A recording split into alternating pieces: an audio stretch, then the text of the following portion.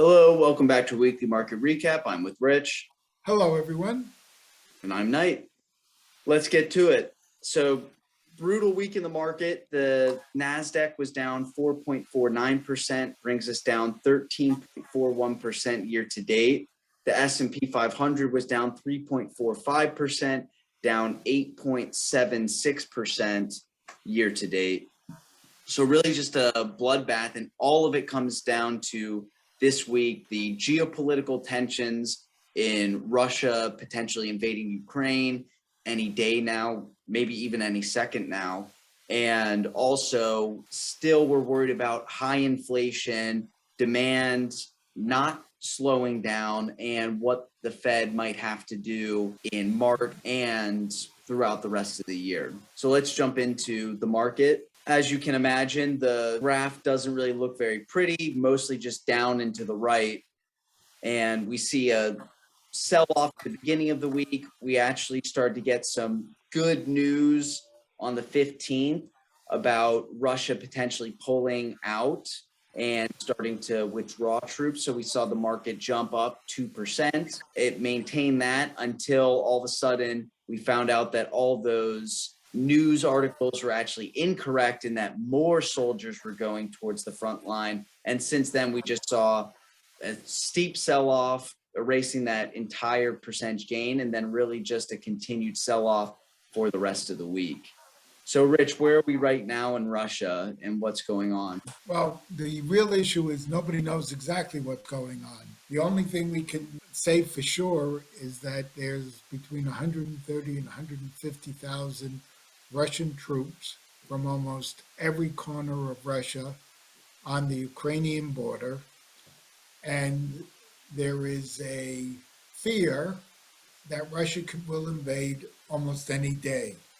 There's definitely been a misinformation campaign going out of Russia, which makes the troop buildup look more ominous, that Russia is looking for some type of made-up excuse to invade. And obviously, the more uncertainty there is, the less the stock market likes it, the more it drops, because no one knows what that will lead to, whether it's going to lead to another world war, or whether it'll be just a small conflict, or whether this is just posturing by Putin and there won't be any war. So all of this uncertainty is building up to quite a bit volatility. If Russia does actually invade, really it'll be an interesting piece because economically it will be horrible for Russia. The UN, Europe is going to have massive sanctions. It's going to basically push Russia. The only trade partner they could have at that point would be China. But Russia's going to have to be the younger brother in that engagement. China's not going to basically be any sort of pushover like Europe has, and even like the US has potentially for Russia in the past. But what are we going to see if Russia invades Ukraine? We're going to see, especially in Europe, oil prices are going to skyrocket. And in the US, we don't really get that much of natural gas or oil or anything from Russia. But since we're a global economy, we're going to see likely supply chains be struggling even more than they are right now, potentially higher inflation, lasting inflation. And again, who knows what's going to happen on if there's an actual war that breaks out. Now, from everything that Biden has said and the other UN nations, it doesn't sound like they are interested in supplying troops or anything like that. And it would mostly just be heavy economic sanctions. But even based on Ukraine's own fighting force, it would be very costly, both economically and with lives. Now, it's been pretty widely known that Russia's main tactic in almost every war is just to overwhelm with numbers. But they've had serious losses in almost any single invasion they've tried for the past 100 years. And it doesn't really bother them. So I wouldn't be surprised if that's not a deterring factor towards them or for them, how many lives could potentially be lost. But the economic sanctions, and if they really started to see a severe sanctions from the UN, maybe that could be enough to deter them. I have my doubts. We went through this with the annexation of Crimea, uh, and those economic sanctions at that time had almost no effect. Uh, I think since then, uh, Putin has built up a huge uh, reserve in foreign currencies, both gold and other currencies besides the US dollar. And there has been a tremendous amount of trade pacts done with China so that he can replace most of the goods that he's been getting from, or that I should say Russia's been getting from the West, from China. Because if we remember, China has now become the world's largest manufacturer. So most of the goods that we see that are going, that could go to Russia, could be replaced by Chinese goods.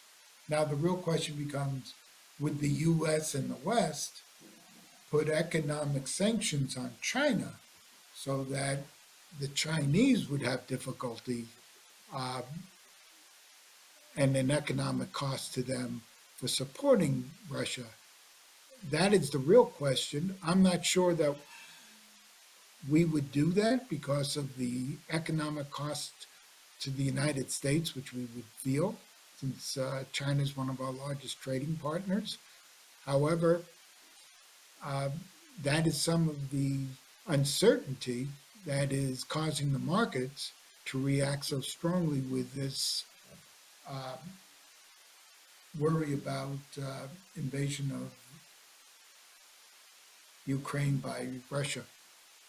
Yeah, just to clarify, because I don't think anyone would say that the sanctions put on Russia from what happened in Crimea was that they were a joke. They weren't even, I think it was basically Russia had to drop down from the UN, the top 10, to like the next level for like 6 months, and then they were back in as one of the super. It was a joke. There were no real sanctions.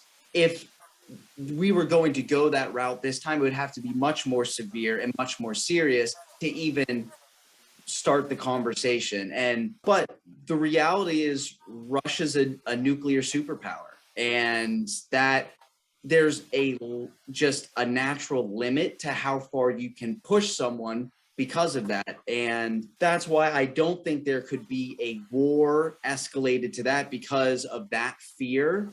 But I do think that we could have severe economic sanctions that could de-escalate the situation without having to turn into World War III, which again could, that's doomsday potentially. True. The other part is, will we have cyber attacks? Because we've already seen that Russia is very good at manipulating the press and working with our system to create misinformation and to cause harm. We don't know how deeply they can get into our systems, and they've been honing their skills for the last 6 years that I can tell. Now, all of this it's pretty unknown and uncertain, and the market is definitely not liking this. But if for somehow there's a diplomatic maneuver to de-escalate the situation, I think we could see the market jump 4 or 5% in a day just to come back. If all of a sudden it gets worse and Russia does invade, I think there's probably a good portion of that that's already priced into the market, but I still think we could drop significantly. But I do think a large portion, because right now it seems like the most likely situation is Russia to invade Ukraine.